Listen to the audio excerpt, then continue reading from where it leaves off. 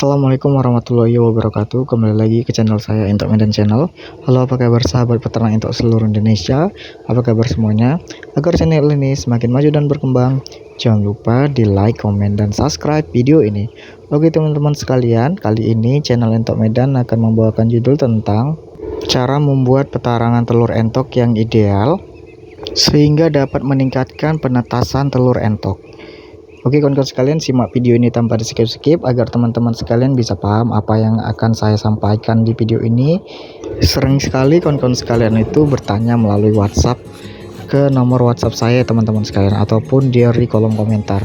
Bang, bagaimana cara membuat petarangan telur entok ataupun tempat bertelur entok sehingga pada saat dierami tingkat penetasan telurnya itu bisa 98% ataupun meningkat dari biasanya.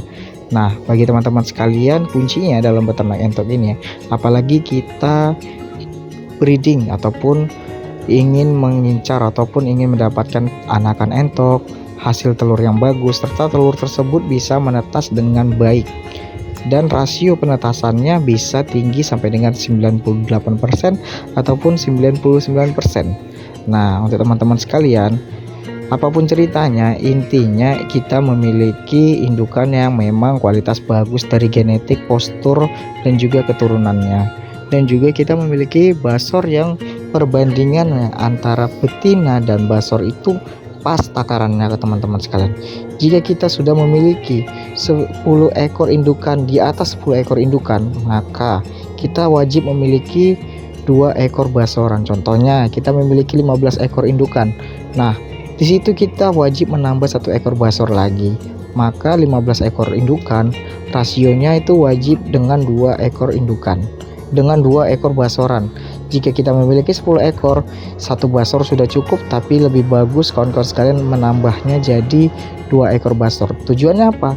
Agar proses perkawinan tersebut terjadi secara merata. Jadi semua indukan itu istilahnya ada isi teman-teman sekalian. Semua indukan produktivitasnya lancar karena basornya rajin kawin ataupun birahi kawinnya bagus teman-teman sekalian. Nah, ini bisa menentukan untuk telur kita nanti bisa fertil teman-teman sekalian.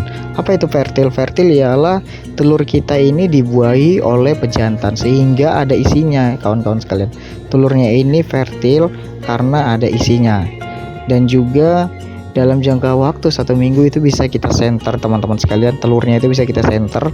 Nah, jika ada gerakan seperti dia berbentuk urat-urat gitu teman-teman sekalian, berbentuk urat-urat, lalu dia ada gerakan-gerakan sedikit di dalam telur seperti sudah berbentuk embrio, kawan-kawan sekalian itu bisa memastikan bahwasanya telur tersebut fertil.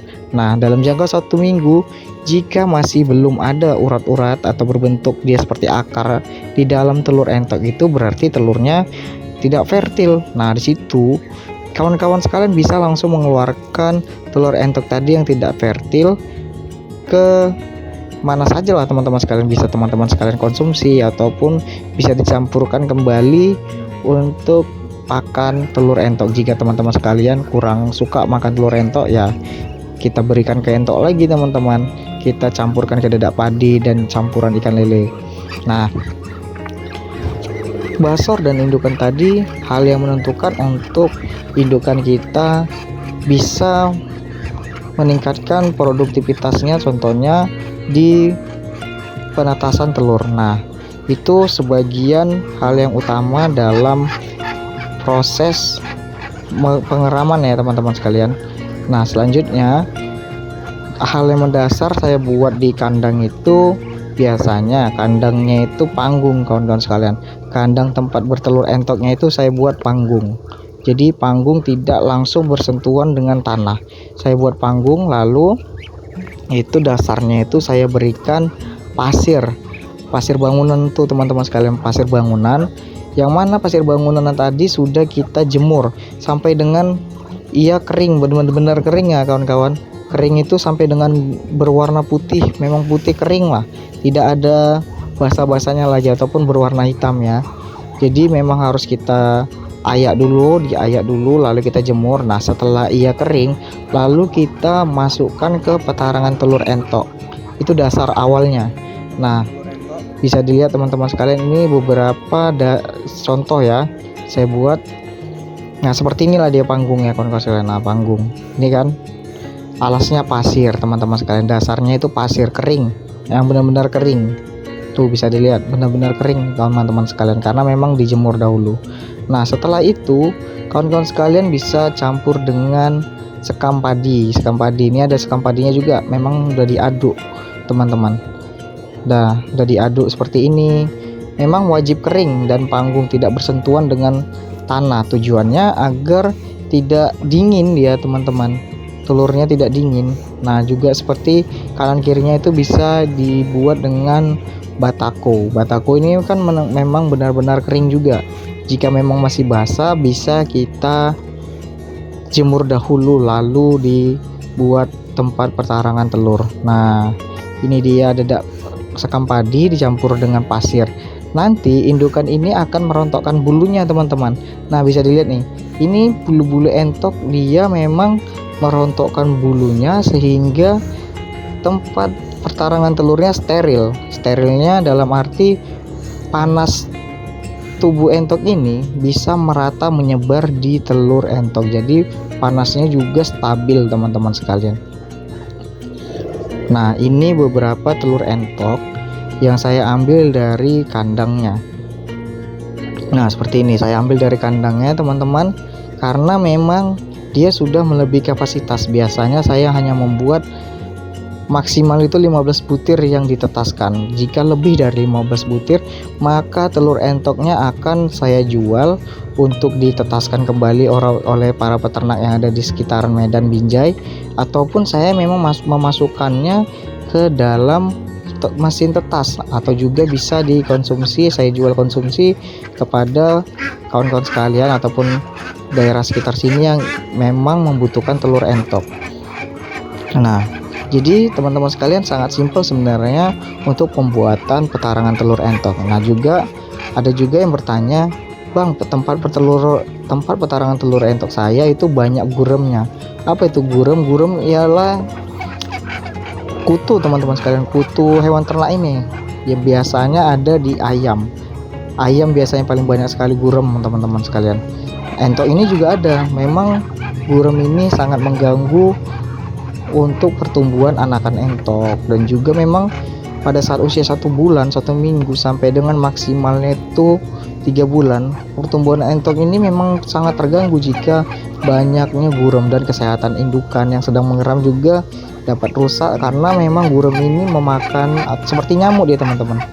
Dia makani darah, dia ngisap darah indukan dan juga anakan entok, yang mana anakan entok tersebut lagi dalam proses pertumbuhan, maka pertumbuhannya bisa terganggu.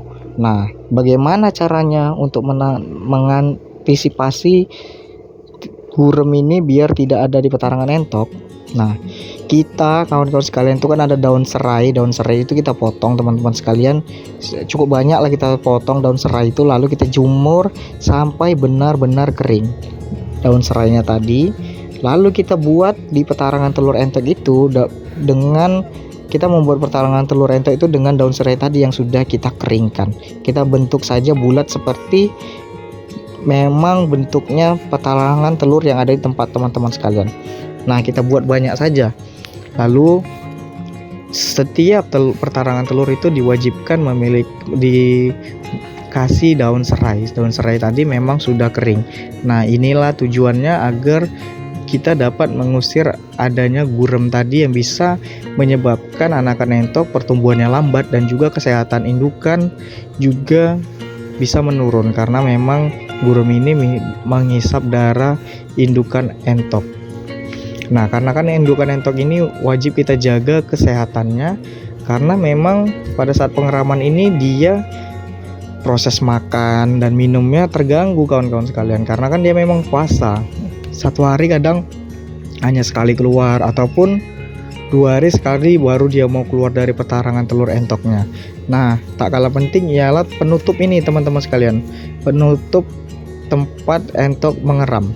Ini dibuat bertujuan untuk indukan tadi tidak gampang stres ya, karena kita lewat-lewat di area kandang ataupun ada basor yang ingin memasuki area kawasan ia bertelur, maka bisa dapat terhalang karena kita berikan penutup. Jadi memang indukan ini harus benar-benar steril dari basor ataupun kita sendiri. Kita itu lewat-lewat kandang dia bisa mengganggu teman-teman sekalian, bisa stres indukannya jika kita bolak-balik masuk ke area kandang. Memang wajib ditutupi.